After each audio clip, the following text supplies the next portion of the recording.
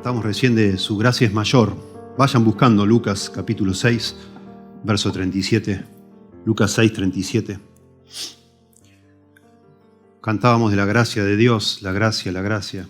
Siempre es hermoso cantar de la gracia, pero nos damos cuenta que no es tan fácil entender la gracia de Dios. No es tan fácil. Es algo que no es común en las relaciones humanas, la gracia. Son cosas extrañas. No estamos acostumbrados. El que las hace las paga, decimos nosotros, ¿no? Y llegar a comprender la gracia de Dios es bien difícil, muy difícil. Pero qué precioso cuando la entendemos. Por la gracia de Dios, que por medio de su Espíritu nos permite entender, es realmente maravilloso. Y yo creo que acá el Señor Jesús, estamos hablando de lo que se ha llamado el sermón de la llanura. Yo creo que es el sermón del monte, solo que Lucas dice que en un lugar llano se dio este sermón, donde la gente se pudo sentar y escuchar al Señor.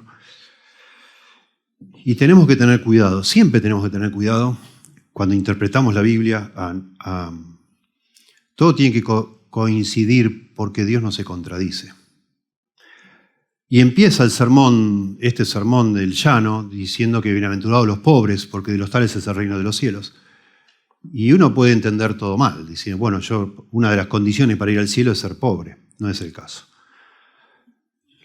Las condiciones para ir al cielo, asombrosamente, son aceptar que no tenemos que hacer nada. No podemos hacer nada. Necesitamos que Dios lo haga todo. Y eso es lo que se llama la gracia de Dios, justamente. Y cuando Mateo escribe su versión del Sermón del Monte, dice, bienaventurados los pobres en espíritu, porque de los tales es el reino de los cielos. La palabra pobre es tujos, que significa, es un pordiosero. ¿Sí? Una persona que está pidiendo ayuda, pidiendo comida, porque por su cuenta no puede hacer nada. De manera que un pobre en espíritu es alguien que tiene que haber llegado a la conclusión en algún momento de su vida que no puede aportar nada a la salvación. No puede hacer nada. Necesita que Dios haga todo. Y eso es la gracia de Dios, ¿verdad? Y entonces cuando seguimos leyendo este sermón, tanto en la versión de Lucas como en la versión de Mateo, podemos caer en la tentación de ver lo que va diciendo como si fueran condiciones para agregar a lo que ya Dios hizo en la cruz por nosotros. Y no son condiciones. No agregamos nada nosotros a la salvación. Si la salvación fuera 99% obra de Dios y 1% obra nuestra, no sería por gracia, sería por obras. Imagínense. Y ese 1% del cual dependería la salvación, fracasaríamos, no lo podríamos cumplir, entonces perderíamos la salvación. Y eso no puede suceder. Todo tiene que depender de Dios y todo, gracias a Dios, depende de Él. Y cuando estemos en el cielo, toda la gloria va a ser de Dios. Hoy toda la gloria es de Dios y cuando estemos en el cielo, toda nuestra atención va a estar puesta en Dios. Ninguno va a andar de nosotros caminando por el cielo felicitándose por el 1% que logró, ¿no? Diciendo, mira lo humilde que yo fui. ¡Ja! Yo sí que fui pobre en espíritu, ¿eh? Por eso estoy acá. No, la salvación no es así. Es todo obra de Dios, ¿verdad? Y es muy interesante cuando llegamos a este punto, en Lucas 6, va a terminar, el Sermón del Monte termina, en la versión de Lucas termina en el capítulo 6. Vamos a ver hoy versículos 37 y 38 nada más. Es muy interesante ver que lo que está el Señor ahora hablando son las evidencias, las características, los frutos, lo que caracteriza a una persona que realmente tiene a Cristo en su corazón. Ha llegado a ser un verdadero seguidor de Cristo, un verdadero cristiano. Y lo que caracteriza a un verdadero cristiano es la gracia. Un verdadero cristiano llegó a ser cristiano por gracia y esa gracia lo ha transformado de tal manera que ahora vive expresando gracia. Es un fruto evidente en la vida de nosotros que nos hemos convertido en cristianos, que tengamos gracia con los demás. Y eso, bueno, a veces no se ve en algunos. No se ve a veces. Y el Señor Jesús en esta parte del sermón, según lo que quiere enfatizar Lucas, pone el dedo en el asunto que una forma quizá la más difícil de todas, de que se vea la gracia en nuestra vida es que amamos a nuestros enemigos. que no queremos ojo por ojo, diente por diente, no estamos motivados por ver venganza, ver que todo lo que nos hacen de daño sea vindicado de alguna manera para estar tranquilos. No, somos capaces, por la gracia de Dios que está en nuestro corazón ahora, conmovidos, porque no nos deja de conmover, que siendo todavía pecadores como somos, al Señor nos acepte igual. Entonces, cuando alguien peca contra nosotros, bueno, nos cuesta, ¿no? Un poquito nos cuesta, empezamos a pensar, bueno, basta, se acabó, me están tomando de tonto, yo no voy a permitir que esto siga adelante, porque no puede ser. Pero en algún momento, los cristianos verdaderos decimos, no, pero yo no puedo actuar así. Yo no puedo hacer así. Si Dios hubiera hecho así conmigo, todavía estaría perdido, y siempre estaría perdido. Si yo he pecado incansablemente contra Dios, y Dios un día dijo, bueno, ya, lo perdono, por lo que hizo Cristo en la cruz, ¿no? Los cristianos vivimos vidas caracterizadas por la gracia. Y ese es el punto que vamos a enfatizar en estos dos versículos. Pero vamos a ir a leer desde un poquito más atrás, solo para tener el contexto. Leamos desde el verso 27, Lucas 6, 27. Pero a vosotros, dice Jesús, los que oís, os digo, amad a vuestros enemigos, haced bien a los que aborrecen. Noten, son imperativos, pero de nuevo, no para que el Señor nos acepte. No es el punto acá. Para que Dios me quiera y me salve, yo tengo que amar a mis enemigos. No, no. Si yo he sido aceptado por Dios por pura gracia, algo que debe mostrarse en mi vida es esa capacidad, imperfecta, pero capacidad al fin de amar a mis enemigos. Amad a vuestros enemigos, haced bien a los que os aborrecen, bendecid a los que os maldicen y orad por los que os calumnian. Al que te hiera en una mejilla, preséntale también la otra, y al que te quite la capa, ni aun la túnica le niegues. A cualquiera que te pide, dale, y al que tome lo que es tuyo, no pidas que te lo devuelva. Y como queréis que los hombres, que hagan los hombres con vosotros, así también haced vosotros con ellos. Porque si amáis a los que os aman, ¿qué mérito tenéis? Porque también los pecadores aman a los que los aman. Y si hacéis bien a los que os hacen bien, ¿qué mérito tenéis? Porque también los pecadores, los no creyentes sería el punto, ¿no? Los incrédulos todavía, hacen lo mismo. Y si prestáis a aquellos de quienes esperáis recibir, ¿qué mérito tenéis? Porque también los pecadores prestan a los pecadores para recibir otro tanto. Noten, yo soy un pecador, usted es un pecador. Yo soy un pecador perdonado por gracia. Al hablar así, el Señor nos da una pista para interpretar bien este sermón, que está hablando a los que han aceptado su perdón, que son cristianos. Los distingue a los perdonados de los que todavía tienen el corazón endurecido. Ese sería el punto. Y entonces dice, amad pues a vuestros enemigos. Ese pues sería como una conclusión.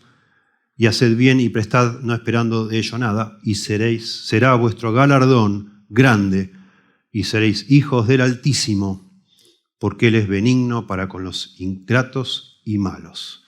Y agrega el verso 36, y lamentablemente a veces la división en nuestra Biblia parece que este verso 36 termina la idea, y da esa impresión porque dice, sed pues, otra vez pues, como una conclusión, misericordiosos, como también vuestro Padre es misericordioso.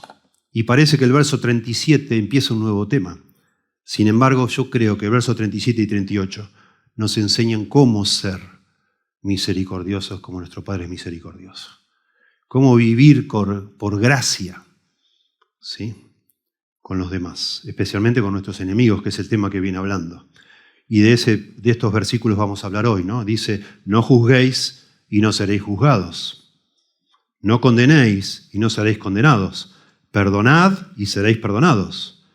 Dad y se os dará. Medida buena, apretada, remecida y rebosando, darán en vuestro regazo, porque con la misma medida con que medís, os volverán a medir. No es fácil amar a nuestros enemigos, no es fácil amar a las personas que nos hacen daño, no es fácil tener misericordia. Tener misericordia es lo contrario a juzgar.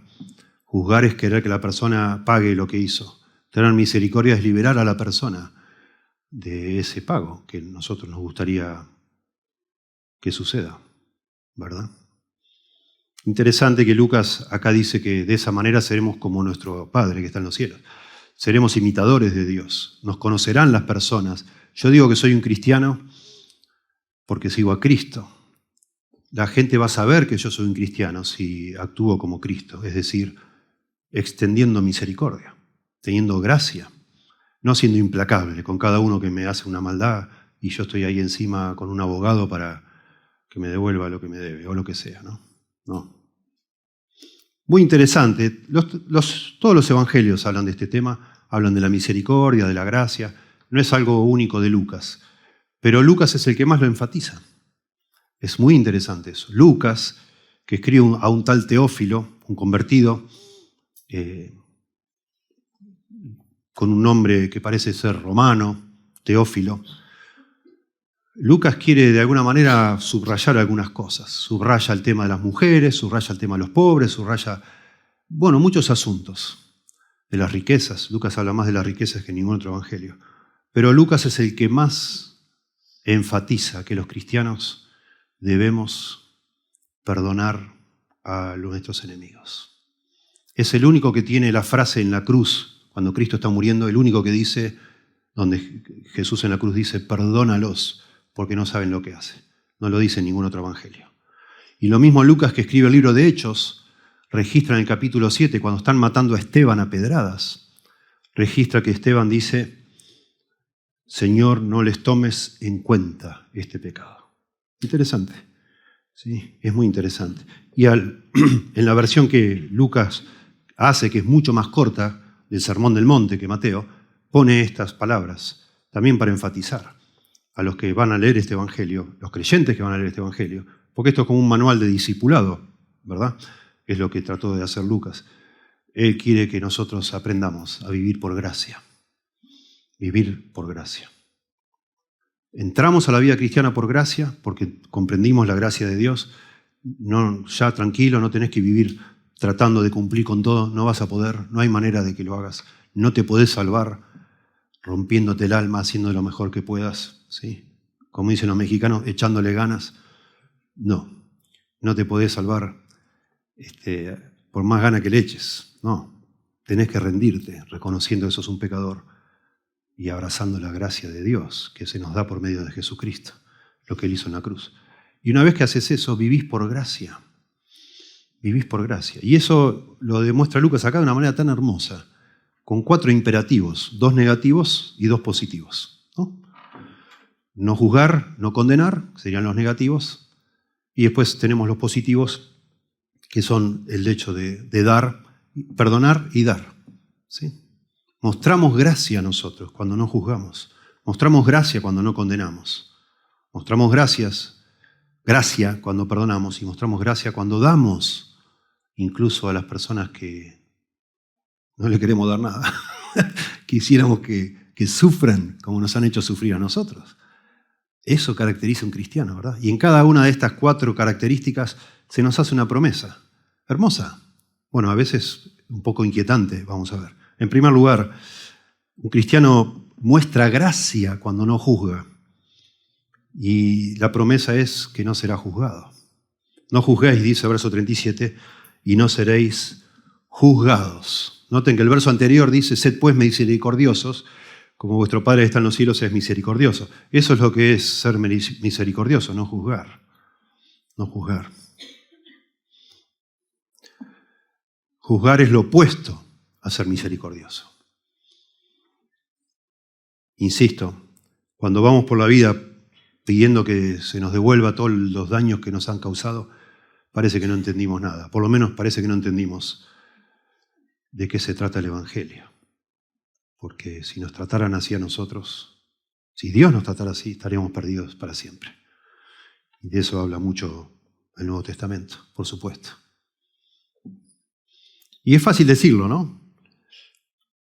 Y a veces parece que ya entendimos todo, pero hasta que alguien te ofende de una manera que no esperabas y decís, bueno, basta, ya se acabó, hasta acá, basta.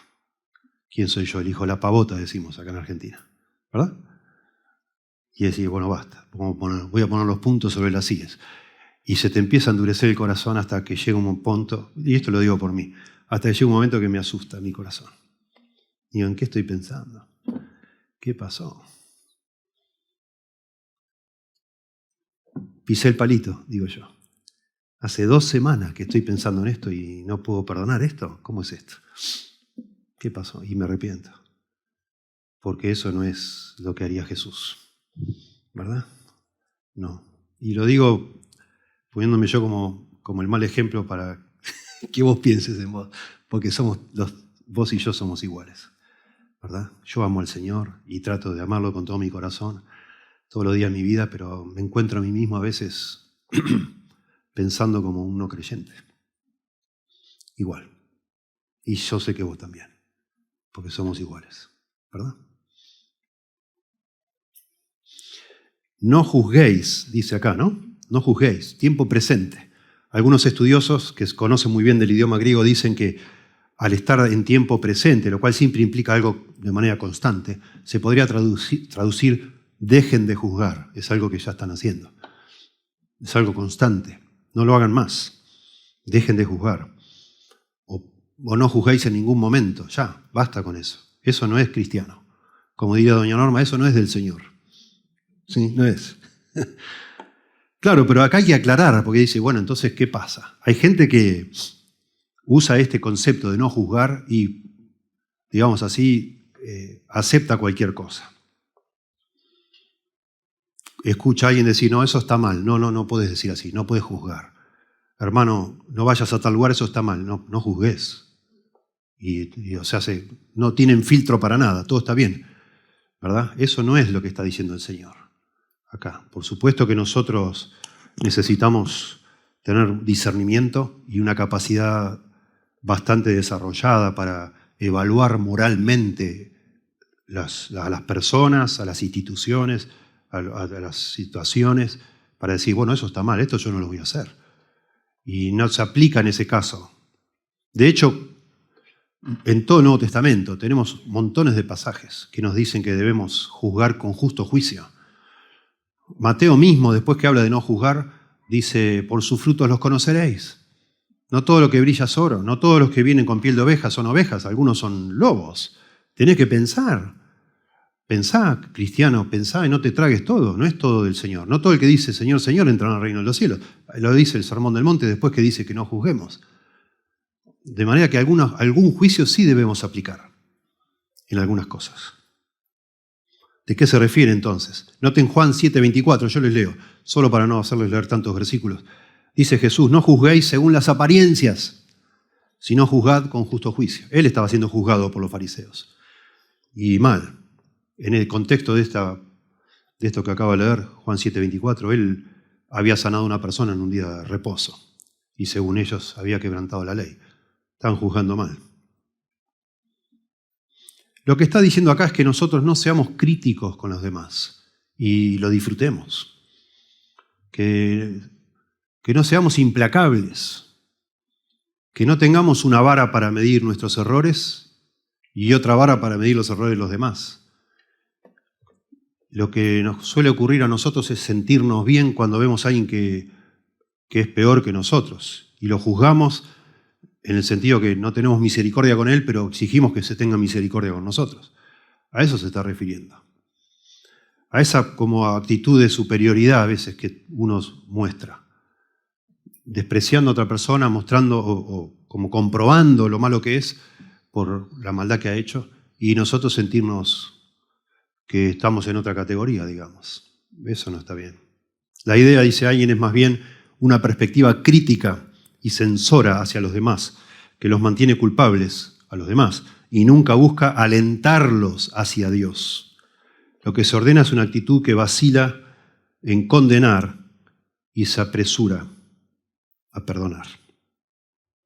Lo que está prohibido es una arrogancia que reacciona con hostilidad hacia los mundanos y moralmente laxos, viendo a tales personas como fuera del alcance de Dios. De nuevo, el contexto habla de amar a los enemigos.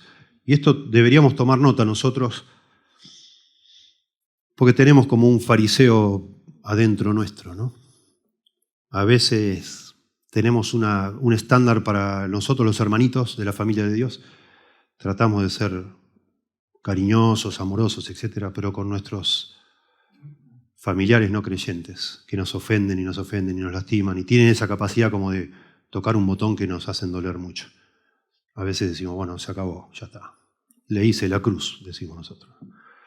Se acabó. Tampoco estoy yo para que siempre que voy me agarren de punching ball, ¿no? Ahí para que yo sufra y sufra, ¿no? Y no queremos relacionarnos más con esa persona.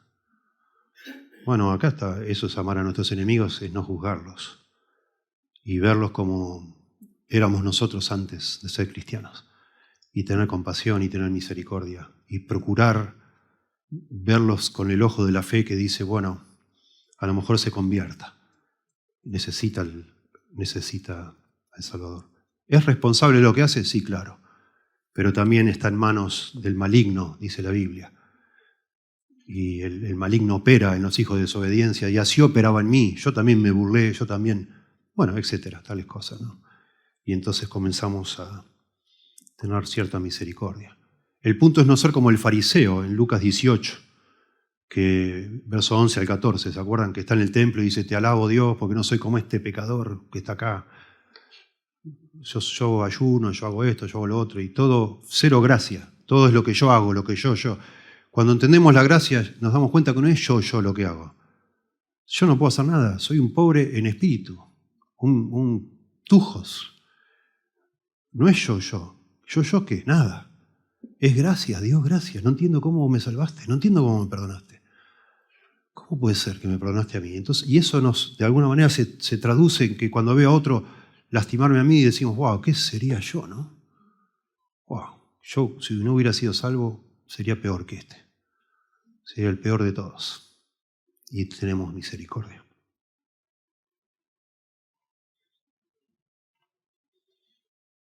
Y acá da como motivación para no juzgar, y eso es inquietante. No juzguéis para que no seáis juzgados. ¿Y eso qué es?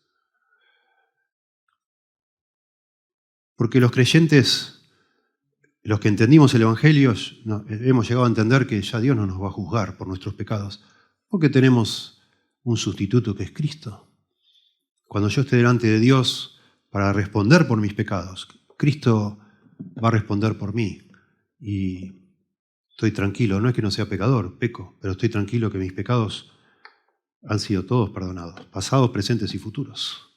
¿Y qué es esto? No juzguéis para que no seáis juzgados.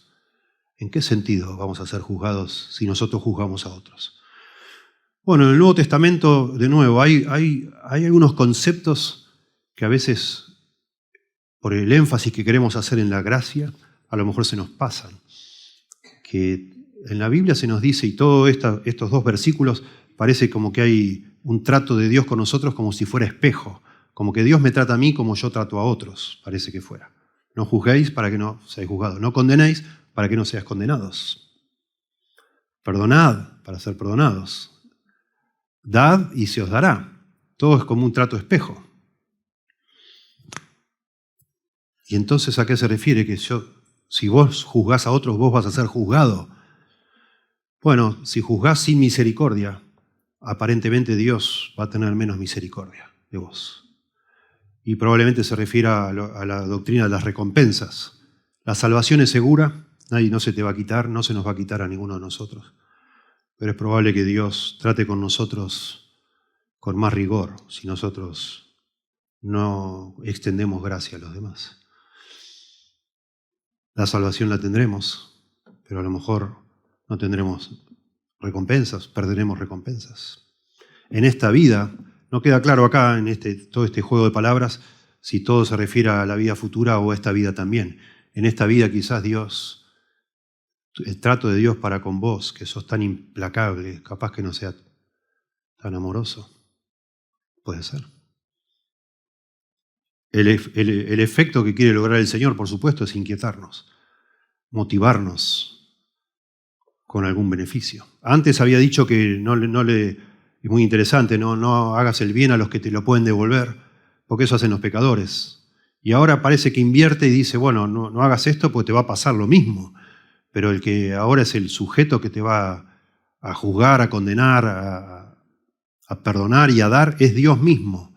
En todos los casos, se usa un pasivo de divinidad que se llama, que el sujeto es Dios. Cuando dice no juzguéis y no seréis juzgados, y uno se pregunta ¿por quién? Es Dios, es Dios. No dice acá por quién, pero es por Dios. Y lo mismo no seréis condenados por Dios. Es un pasivo donde Dios está involucrado allí. Y eso debería a nosotros ponernos a pensar. Al final, miren, nosotros los pastores, como diría un pastor amigo nuestro, somos inspectores de fruto, decía él. Nosotros somos inspectores de fruto porque siempre estamos tratando de discernir el fruto en tu vida para ver si realmente vos has entendido el Evangelio. Y si no lo has hecho, para ayudarte a entenderlo.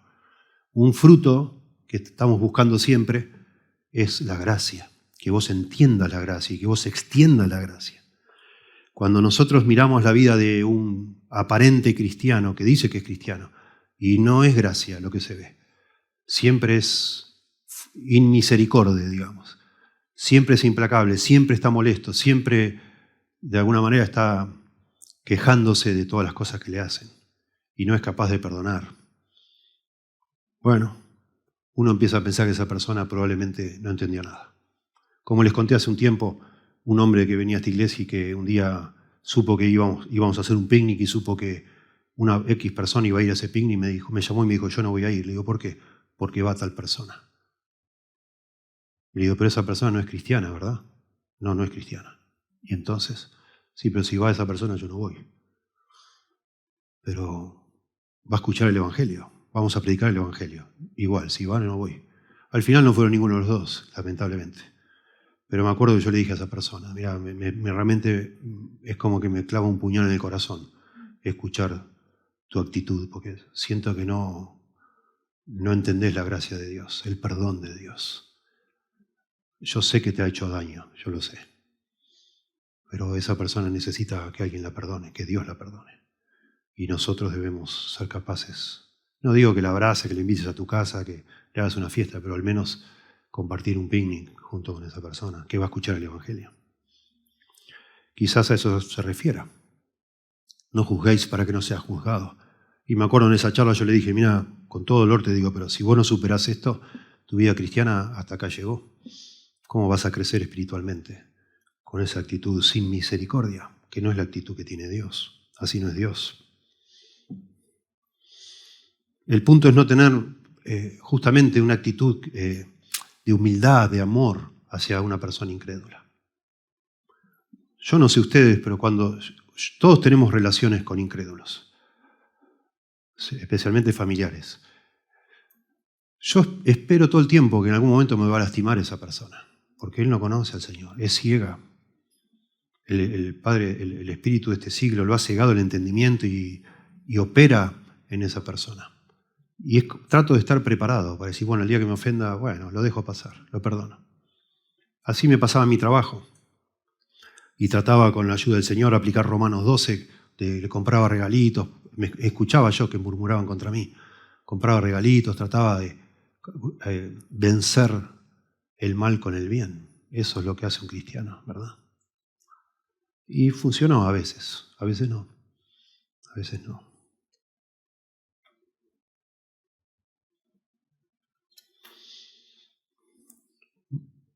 Quizás en el gran trono blanco no estaremos porque somos creyentes, pero sí en lo que se llama el bimá de Cristo, que es el tribunal de Cristo, donde se va a evaluar tu vida y la mía, mis obras y las tuyas, para recibir o no recompensas. Y una persona que no vivió como Dios le pide que viva, porque Dios nos da la capacidad de hacerlo. Bueno, será salvo así como por fuego, dice 1 Corintios 3, pero probablemente no reciba recompensas del Señor, y eso será a lo que se refiere acá de ser juzgado de manera dura, más dura, ¿no? Un pasaje igualmente así como inquietante es Santiago capítulo 2, verso 13, dice, porque juicio sin misericordia será con aquel que no hiciere misericordia, y la misericordia triunfa sobre el juicio. Juicio sin misericordia se hará con aquel que no hiciere misericordia. Tremendo. Dios sabe lo que nos cuestan ciertas cosas. Dios lo sabe. Dios sabe. Nosotros los pastores también lo sabemos, lo vemos. Hay personas que llegan a nuestra oficina a veces a decir, pastor, acá estoy, convencen a su esposo para estar ahí y me dice, nos vamos a divorciar. ¿Y por qué? Ya no lo quiero perdonar más. Basta, basta. Una vez así fue el caso y le digo, ¿puedes darnos un ejemplo de qué pecado él hace contra vos? Y dice, sí, claro. Ayer salíamos acá de la iglesia, no era de esta iglesia, y hay un cartel acá que dice que está prohibido doblar a la izquierda. ¿Y qué hizo mi marido? Dobló a la izquierda, me dice la mujer. Yo me quedé duro pensando, digo, bueno, está mal, ¿no? Pero por eso te vas a divorciar. Es que ya basta, ya. No soporto más. Que nos fuimos peleando desde acá hasta casa, dice, porque cuando dobló a la izquierda digo, pero ¿no viste el cartel? ¿Estás loco vos o qué? Empezaron a pelear. Bueno, ¿qué es esa actitud, no? Tremendo. Pero la señora se sentía súper santa y justa porque parece que obedecía todas las cosas. Y el hombre era un desgraciado pecador porque no obedeció un cartelito. Que a propósito, ese cartel de abajo dice de tal hora a tal hora. No sé qué hora salieron, pero bueno, pongamos por unos minutos, no sé. Pero esa actitud de no querer perdonar nada, como diciendo, basta, a partir de ahora no te dejo pasar una. Una desgracia, vivir así. Así no es un cristiano. En segundo lugar, una persona que ha entendido la gracia de Dios y que vive por gracia, tampoco condena, que es, digamos, una ampliación de lo anterior. No condenes o no condenéis y no seréis condenados, verso 37 de la segunda parte. No condenéis y no seréis condenados. Bueno, es para entender mejor lo anterior. Es este juicio de condenar a alguien, eso de hacerle la cruz, decir, bueno, basta, no creo que esta persona no va a cambiar nunca más. Es imposible que cambie. Nadie lo va a cambiar. Nunca va a encontrar a Cristo, nunca va a recibir a Dios, nunca va a cambiar. Yo no lo voy a perdonar más, ya está. Para mí ya está. Ya tuvo suficientes oportunidades, decimos, o pensamos. ¿Qué va a hacer? Para mí se acabó. Esta persona no existe más. Bueno, de nuevo, es inquietante que diga, y no seréis condenados. Un creyente no puede pensar de esa manera. Si actúa y vive de esa manera, la conclusión es que nunca entendió lo que es ser un creyente. Nunca abrió su corazón a que Dios le transforme. La gracia de Dios debería transformarnos a nosotros. Esto de condenar, da la idea de una persona implacable, es irrevocable, ya está, yo soy el verdugo. No, esta persona no la perdona más, se acabó, fuera. Eso habla de juicio sin amor, ¿verdad? Condenar. Bueno, para Dios, a los ojos de Dios, eso es un pecado grave. Si un creyente dice, basta, lo condeno a esta persona, se acabó. Eso no puede pasar. Nosotros siempre debemos tratar de edificar a otro, mostrar amor, porque no sabemos cómo Dios puede hacer. Pablo era un asesino de creyentes y llegó a ser un creyente. Y los demás creyentes tuvieron temor de estar con Pablo, claro que sí. Pero bueno, tremendo ejemplo para nosotros pensar que de la gracia de Dios puede cambiar. Y de nuevo, en el Evangelio de Lucas y Hechos se muestran muchísimas conversiones que son asombrosas, de personas que uno dice, bueno, no, olvídate, imposible, que venga al cielo con nosotros. Y Dios lo salvó. Zaqueo, el ladrón junto al Señor en la cruz, Pablo, llegaron a ser convertidos por el Señor. Dice un escritor, si adoptamos una actitud superior y condenamos a los demás, Dios nos condenará primero por el pecado de prejuicio y luego por derrotar en lugar de fortalecer a quienes nos rodean. O sea, no edificarlo, sino tratar de dañarlo y lastimar a esa persona. Podemos amonestar con espíritu de mansedumbre, dice Gálatas, considerándonos a nosotros mismos. Un poquito más adelante acá va a hablar de la viga del ojo, la paja, etcétera, de la manera como se hace de manera cristiana, tratando de ganar a la persona, de ayudarle, pero nunca de manera así, inmisericordia, no. Lo dice de una manera muy linda a Tito, Busquen conmigo Tito capítulo 3, dejen la mano ahí, pero muy interesante, Tito capítulo 3. Tito habla mucho de la gracia de Dios y también le habla a los creyentes allí en Creta. Tito capítulo 3, verso 3.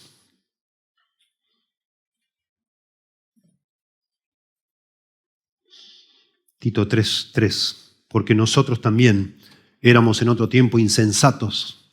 Está hablando a creyentes y dice, nosotros los creyentes, en otro tiempo, antes de ser cristianos, también éramos insensatos, éramos rebeldes, extraviados, esclavos de las concupiscencias y deleites diversos, viviendo en malicia y envidia, aborrecibles y aborreciéndonos unos a otros.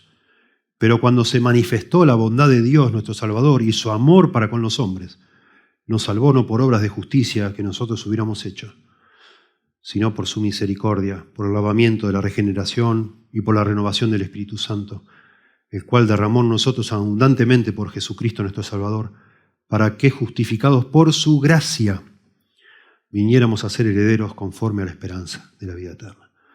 Lo que está diciendo Tito era, no nos olvidemos, nosotros éramos iguales o peores, vivíamos haciendo todo tipo de pecados, y ahora somos tan sensibles que no podemos soportar que alguien peque contra nosotros. ¿Quiénes somos? ¿Tan rápido te olvidaste que eras vos igual? ¿Por qué no? Y de nuevo acá está asociado con las recompensas, con el pensamiento de las recompensas. Claro que sí. Todo el Nuevo Testamento habla muchísimo de las recompensas. De que el Señor, por supuesto, está evaluando nuestra vida, ya no para decidir si nos va a salvar o no. Nadie se puede salvar por su performance, digamos así. Pero sí importa, una vez que somos salvos por gracia, lo que hacemos con nuestras obras. Y deberíamos procurar que nuestras obras muestren al Señor. Así alumbre vuestra luz delante de los hombres, dice en Mateo 5:16. Así alumbre vuestra luz delante de los hombres y vean vuestras buenas obras y glorifiquen a vuestro Padre que está en los cielos. Nosotros tenemos que vivir como Cristo y hacerlo de corazón. Él nos da la capacidad para hacerlo y seremos recompensados por eso. Y si no lo hacemos, acá nos da la pista de que perderemos la recompensa. Seremos tratados de manera muy dura. Y eso está puesto acá para motivarnos a prestar atención. ¿Sí? Dios resiste a los soberbios, dice Santiago 4, lo cual también es fuertísimo y se lo está diciendo a cristianos. Dios resiste, es un término militar de alguien que activamente está en contra y resiste, resistiendo con un ejército, pero da gracia a los humildes. Bueno, con la ayuda del Señor y con la renovación de nuestro entendimiento que nos da la Biblia, debemos procurar crecer en humildad. Y eso se ve cuando alguien nos lastima, cuando alguien nos ofende, tener misericordia. Hace muchos años, lo dejé acá escrito, pero no sabía si lo mencionaba o no. Hace muchos años, antes de la cuarentena, leí en un blog de un pastor, que ahora ya no es pastor porque se dedica a escribir. Se llama Tim Challies, pastor, era un pastor en ese momento. Cuando escribió esto era un pastor canadiense. Sigue siendo canadiense, pero no pastor. Escribió un blog que a mí me impresionó muchísimo. Y el título es Cuando creo lo peor de quienes más me aman. Ya no los enemigos, sino los que más me aman. Cuando creo lo peor de los que más me aman. Les voy a leer una partecita nomás, después quizá vemos si lo publico en algún lado y se los dejo saber. Leer. El pecado tiene una obstinación sorprendente, dice Tim Challies, y decepciona. La vida cristiana es una vida de creciente triunfo sobre el pecado. Y no obstante, incluso con la alegría hay mucha decepción. Aún con la victoria hay mucho fracaso. Aún cuando se da muerte a mucho pecado, hay mucho pecado que permanece. Y entonces explica, con mucha honestidad y humildad, él dice, hay un área de pecado que continúa desconcertándome y decepcionándome en mi incapacidad para pensar bien continuamente acerca de las motivaciones de los demás. Quizá no sea tanto el pensar de sus motivaciones como suponerlas. Me sorprende mi propia inclinación a suponer lo peor de los demás. Y especialmente aquellos que han hecho lo máximo por mí. su esposa. Va a explicar. He estado casado con Aileen por más de 14 años. Durante este tiempo ella ha sido amorosa, leal y bondadosa. Todo lo que un esposo podría desear de una esposa. Ella ha tenido mis 3 hijos, me ha apoyado en mis cambios de carrera, ha tolerado mi pecado, ha orado por mí en la dificultad, me ha ayudado a ser un hombre cuya iglesia puede amarlo, llamarlo pastor, a ser su pastor.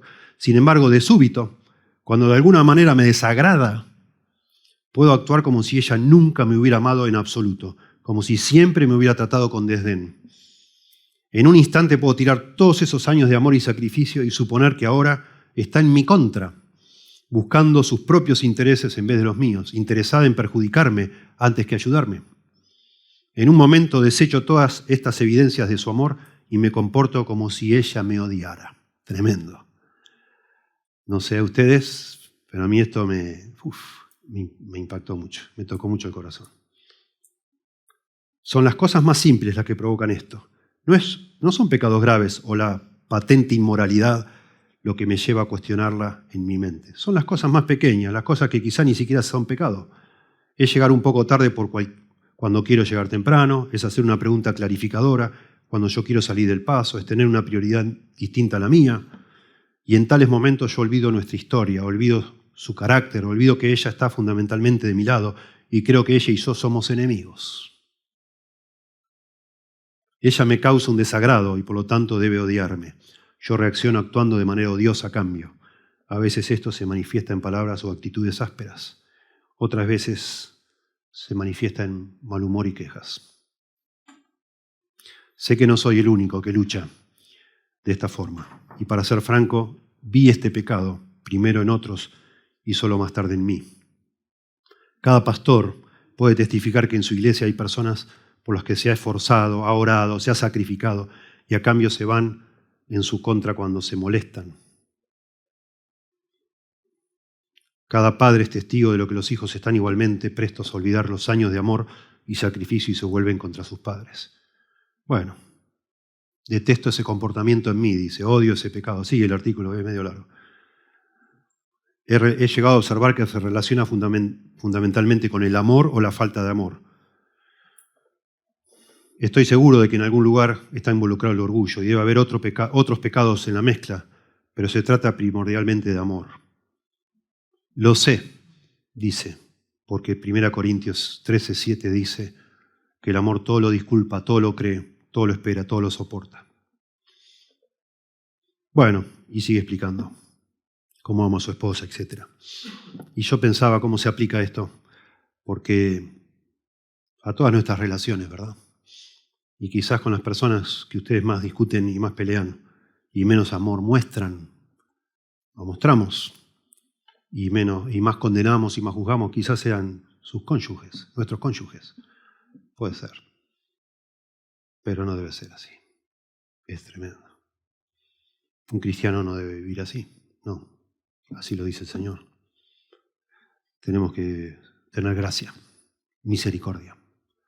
Sí. Todavía hay pecado en nuestro corazón, ¿verdad? Pecado remanente, que se le llama. En tercer lugar, un cristiano que ha experimentado y entendido y vivido la gracia de Dios en su vida es una persona que perdona. Dice el 37, la última parte, perdonad y seréis perdonados. Perdonad y seréis perdonados. Hay varias palabras para perdón en el Nuevo Testamento. La más usada es afiemi, pero acá se usa otra, que es muy interesante, que se trata de liberar a alguien de una responsabilidad generalmente monetaria. La idea es de absolver, de dejar libre a alguien de un compromiso, de una obligación que ha tomado. Es muy interesante cuando la Biblia enseña el perdón, para nosotros poder entender qué es el perdón. Casi todas las analogías tienen que ver con el dinero, con perdonar deudas de dinero. Interesante. Pero por supuesto es mucho más que eso. Por eso muchos términos tienen incluidos en su definición asuntos que tienen que ver con dinero, con deudas. Perdonar es lo más parecido a olvidarse de una deuda. Porque cuando vos me lastimás a mí, si yo me entero que vos estás hablando mal de mí, a mí me lastima. Y yo siento que vos, de alguna manera, deberías recibir ese dolor que yo estoy recibiendo de parte tuya. y lo tomo, es casi como una deuda, ¿no? Y yo te perdono a vos cuando te libero. Digo, bueno, a mí la verdad me lastimaste. Mi esposa, no sé, la lastimé. Y ella me lo hace saber que la lastimé y bueno, cuando hablamos y al final ella me dice, te perdono, lo que me está diciendo es, bueno, no te voy a cobrar esto, no te voy a lastimar como vos me lastimaste a mí. Eso me está liberando de esa deuda. Eso es el perdón, ¿verdad? Bueno, y es lo que está diciendo acá, que tenemos que hacer, es liberar a otros que nos han lastimado de esa deuda. O que nos hagan hecho, aún si nos han, puede ser que haya literalmente una deuda económica, es liberarlos, si es necesario. Y seréis perdonados. De nuevo, tiene que ver con el amor que venía hablando antes, a los enemigos, ¿no?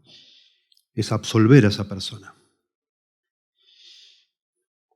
No quiere decir esto que una persona no necesite ser juzgada o deba ser juzgada por algo que ha hecho. No quiere decir eso. La persona, si es culpable de algo, hay delitos que se deben pagar, ¿verdad? Y nosotros hacer la vista gorda sería casi como ser cómplices de cosas que se hacen, ¿no? Está diciendo que yo, personalmente, yo puedo liberar a una persona de que me pague lo que me hizo y dejarlo libre, digamos, soltarlo, como se dice ahora, ¿no? Y en la Biblia se nos habla de esto y mucho, y tiene que ver también con la salvación, con el Evangelio. Cuando nosotros entendemos el Evangelio, entendemos que se nos ha perdonado una deuda impagable delante de Dios. Y eso debe afectar la manera en que tratamos las deudas, entre comillas, que otros toman con nosotros. Dios me ha perdonado todo, de manera que yo debería ser capaz conscientemente, de una manera lógica, de decir, bueno, ya, olvídate, no pasa nada, no importa. No hay drama, no hay drama. Dios me perdonó a mí y yo te perdono. Ya está. Dice en Efesios 4:32, antes sed benignos unos con otros, misericordiosos, noten la conexión con la misericordia, perdonándoos unos a otros, como Dios también os perdonó a vosotros en Cristo. No es absolver a una persona, de nuevo, y acá en las últimas reuniones de miembros hemos hablado, nos preocupa que algún día acá en esta congregación, en este edificio, algún día pueda llegar a haber algún abuso de menores, siempre nos preocupa eso. Y nos hemos comprometido, falta ponerlo en nuestros estatutos, a denunciar a esa persona. No importa si es nuestro amigo, si hace años, si fue el fundador de la iglesia, si lo queremos un montón, no nos interesa. Eso es un delito y eso se denuncia y se acabó. ¿Verdad? Y una cosa es una cosa y otra es otra. ¿Verdad? Se denunciará, la justicia hará lo que tenga que hacer, pero vos capaz que te quedás en tu corazón con una bronca, con una amargura y vos tenés que perdonar aparte. Son cosas distintas. ¿Sí? Yo puedo perdonar a alguien, pero no liberarlo de que tenga que dar cuentas y pagar por lo que hizo, según lo que sea, lo que hizo, ¿no? Pero yo necesito soltar eso, en el sentido de ya liberarme y dejarlo en las manos de Dios. Mía es la venganza, dice el Señor, yo pagaré. Y habla eso Romanos, ¿no? No te vengáis por tu propia cuenta. Ya está, déjalo, soltá. Y hay pecados que son difíciles, ¿no? El adulterio, el engaño, etc. La Biblia lo dice. Pero hay un punto que si la víctima de un adulterio no perdona, queda como un esclavo espiritualmente, una desgracia humana. Y no es el único lugar donde lo dice. Por eso hoy leímos Mateo 6, que está la oración que se suele llamar el Padre Nuestro, la oración del Señor. Es inquietante que en la oración, este modelo de oración del Señor, se hable de y perdona nuestros pecados, así como nosotros perdonamos a los que nos ofenden. Y termina la oración, esta modelo, y el Señor Jesús explica. El único punto que explica es ese, que si nosotros no perdonamos a otros, Dios no nos va a perdonar. Es fuertísimo, ¿no? En Mateo 6, yo les leo versos 14 y 15, después que termina la oración modelo, porque si perdonáis a los hombres sus ofensas, os perdonará también a vosotros vuestro Padre Celestial. Mas si no perdonáis a los hombres sus ofensas, tampoco vuestro Padre os perdonará vuestras ofensas. Fuerte, durísimo esto. Lucas dice lo mismo en el capítulo 11, verso 4, explicando la oración modelo, y perdónanos nuestros pecados, porque también nosotros perdonamos a todos los que nos deben. Y está la parábola en Mateo 18, Cuando Pedro le dice al Señor, Señor, ¿cuántas veces tengo que perdonar? ¿70 veces 7? Pedro pensaba que estaba diciendo, no, 7 veces, dice Pedro, 7 veces. Pedro pensaba que estaba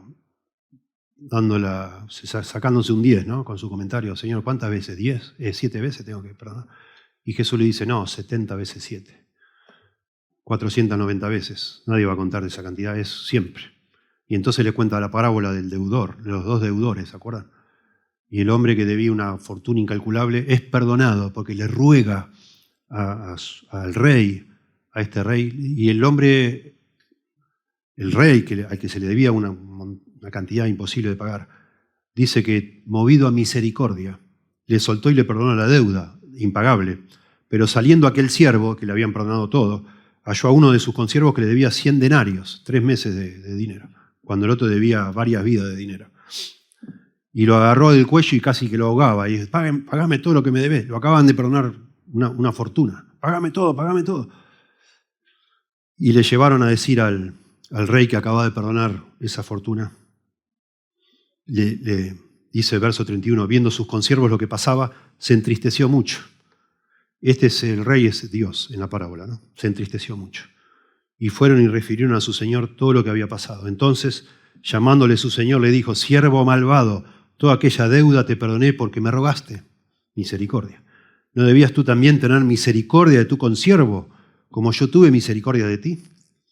Aquí está de nuevo la conexión imposible de no hacer el evangelio, la gracia de Dios que vos recibís, es la misma, la recibís de Dios, la tenés que extender a otros.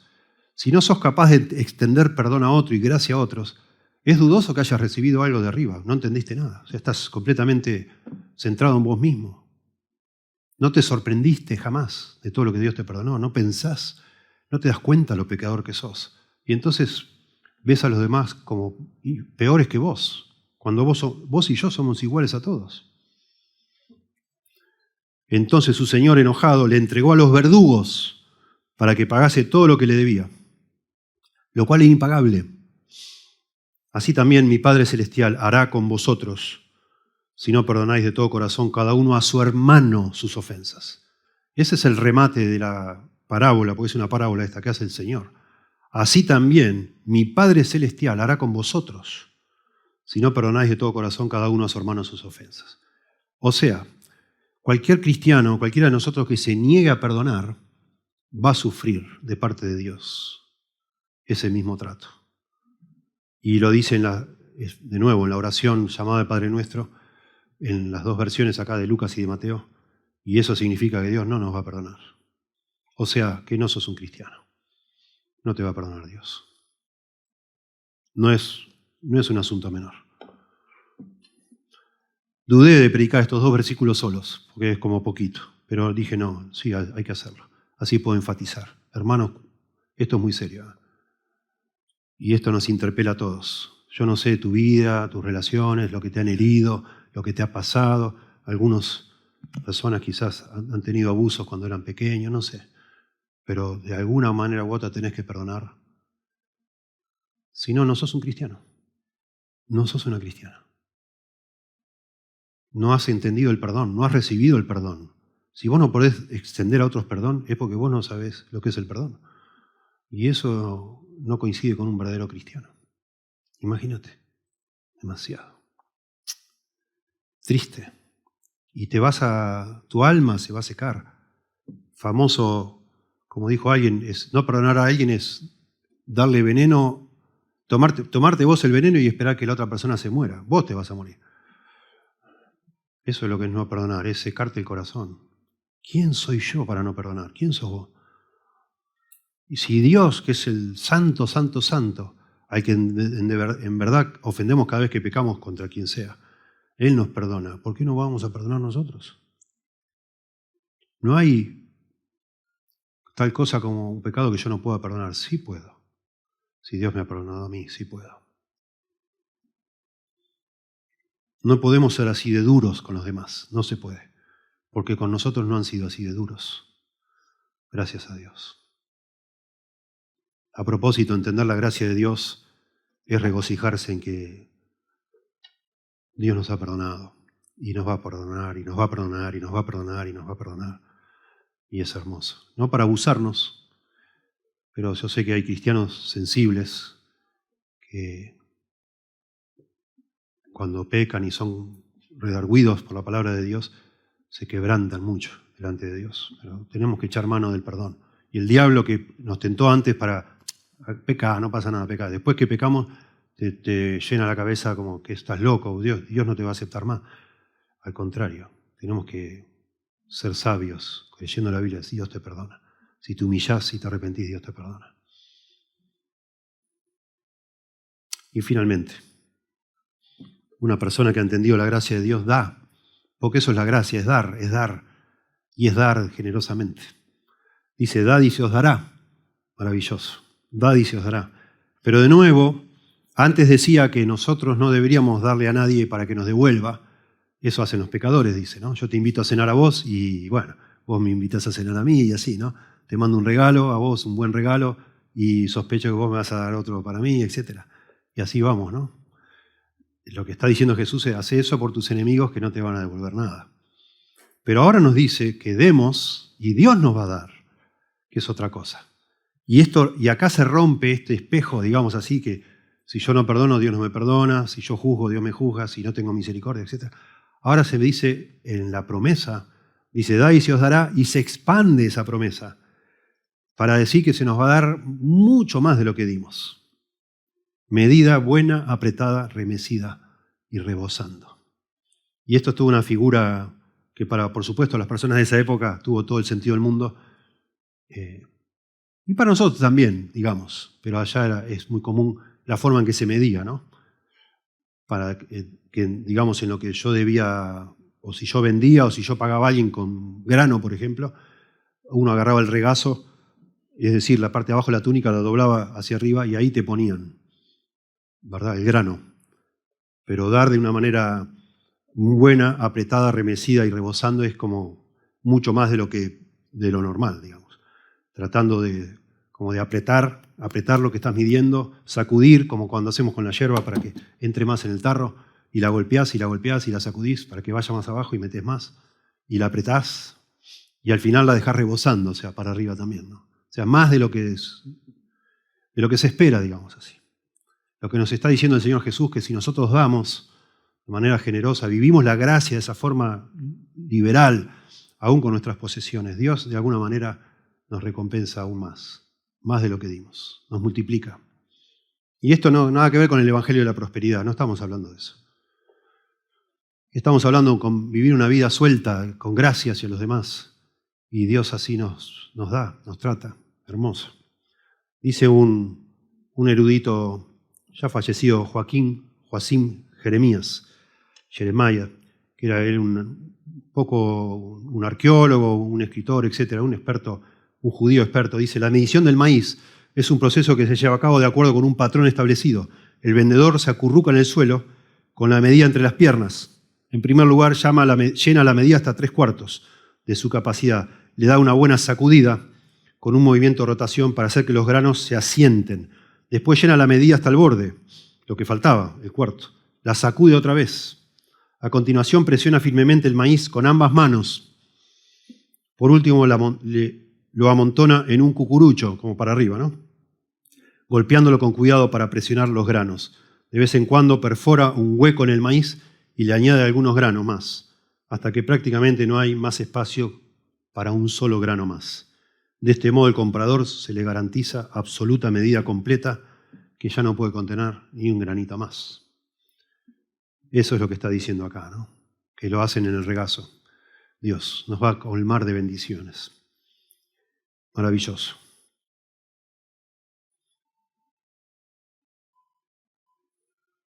De nuevo, de una manera que nos debería asombrar lo que está diciendo Jesús, que Dios en parte nos trata como nosotros tratamos a los demás. Si somos miserables, a lo mejor Dios es miserable con nosotros, en darnos cosas, ¿no? Si vivimos con ese asombro de tener lo que no merecemos, el perdón, de ser bendecidos por Dios, de estar bajo la bendición de Dios, y eso nos hace vivir de una manera liberal, con todo lo que tenemos, perdonando, teniendo gracia, dando, sin mirar demasiado, calcular tanto. Así nos trata Dios. Y aún más, dice acá, al decir así. Me encanta y me motiva mucho. Hablábamos la semana pasada de motivarnos para este año. Bueno, esto nos debería motivar. Claro que sí. Tratar de entender un poco la dinámica de las relaciones humanas que están salpicadas por el pecado y son complicadas. Es difícil vivir bien con los demás humanos, sean creyentes o no creyentes. Nos lastiman, nos ofenden, nos ignoran a veces, etc. Y acá se nos manda imitar a Dios. Ser como nuestro Padre Celestial que, digamos, hizo caso omiso a todo eso y nos trató con gracia. Muchas gracias. Que el Señor nos ayude, sí, a aplicar esto. Y cité esto del pastor Tim Challies. Me parece apropiado que todo empiece por casa, ¿no? Tratándonos con gracia, marido y mujer, a nuestros hijos. Porque a veces somos tan pecadores que llegamos a pensar en nuestros cónyuges como enemigos nuestros. Que no sea el caso, ¿no? Nuestros familiares más cercanos terminan siendo nuestros enemigos. Bueno, hay que aplicar esto en todos los casos. Señor, te damos gracias por tu palabra. Oramos para que de alguna manera el Espíritu Santo la aplique en nuestro corazón, trayéndonos convicción, convenciéndonos a tomar decisiones en algunas situaciones que probablemente no hemos llegado a aplicar como corresponde. Tu gracia, Señor. Danos las fuerzas, danos la convicción de que vivir sin gracia es algo que te ofende, te irrita, es pecado. Para nosotros los que hemos recibido tu perdón, Señor. Y para los que aún no se han rendido a ti, probablemente esta sea la forma de darse cuenta que te necesitan, Señor. Necesitan que tú los perdones por medio de Cristo. Entender y recibir la gracia. Por favor, Señor, ten misericordia. Te lo ruego en el nombre de Jesús. Amén.